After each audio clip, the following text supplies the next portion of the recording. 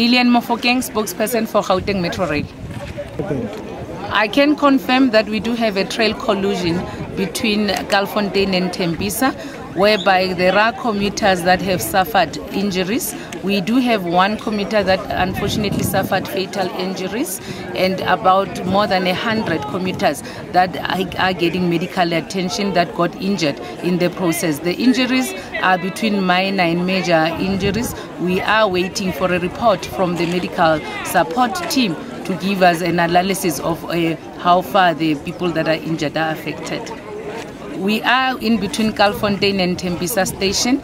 For now, we do not know the cause of the accident. We are prioritizing the well-being of commuters and our employees so that we can assess in terms of the level of support that they need. So as soon as we are able to, can first give priority to the lives of people who are actually our commuters, and thereafter we will then look into the detail of the cause of the accident.